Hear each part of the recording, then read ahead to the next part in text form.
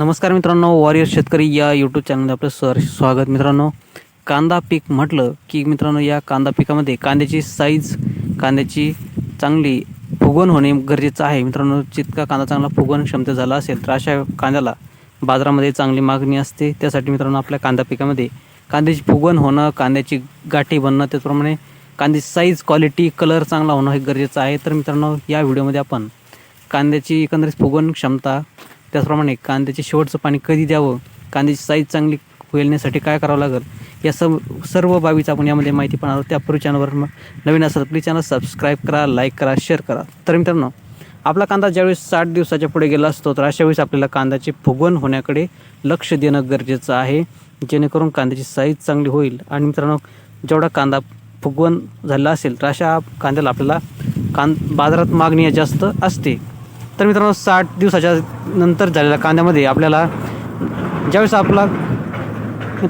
कांदा आपला 70 दिवसाच्या आसपास झालेला असतो, अशा वेळेस आपल्याला 05234 आणि याच्यासोबत आपल्याला एक चांगल्या दर्जाचं टॉनिक यामध्ये घ्यायचं आहे, जेणेकरून कांद्याची जी काही प्रकाश संश्लेषण क्रिया तर होईलच, त्याचप्रमाणे कांद्यामध्ये एक हिरवापणा आणि त्यामुळे कांद्याची फुगवण होण्यास सुरुवात होते. या विद्राव्य खतामुळे 05234मुळे आपल्या कांद्याची एकंदरीत फुगवण क्षमता होण्यास सुरुवात होते, कांद्याची गाठी बनण्यास आणि कांद्यामध्ये अन्नद्रव्य साचण्यास मदत होते. त्याचप्रमाणे मित्रांनो, कांदा ज्यावेळेस 90 दिवसाचा झालेला असेल तर अशा वेळेस आपल्याला एक शेवटची फवारणी घ्यायची आहे. 050 आणि बोरॉन या विद्राव्य खताची आणि बोरॉन या पावडरच्या आपल्यामध्ये फवारणी घ्यायची आहे, जेणेकरून कांद्याची कलर चांगला होईल आणि त्याचप्रमाणे कांद्याची फुगवणसुद्धा होईल.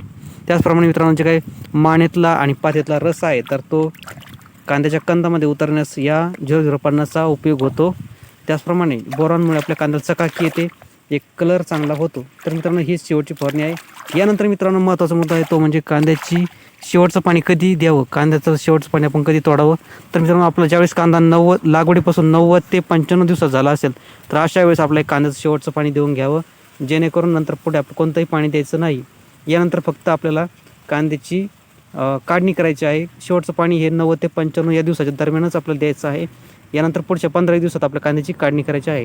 मित्रांनो, 90-95 दिवसानंतर जर कांद्याला पाणी तुम्ही देत राहाल तर कांद्याची फक्त पात वाढेल, कांद्याची साईज होणार नाही. त्यामुळे कांदे जर साईज चांगली व्हायची असेल तर या दिवसामध्येच पाणी तोडणं गरजेचं आहे. 90 ते 95 दिवसामध्ये शेवटचं पाणी देऊन घ्या. त्यानंतर पुढच्या 15 दिवसात कांद्याची काढणी करून आपल्याला कांदा चाळीमध्ये तो साठवायचा आहे, भरायचा आहे.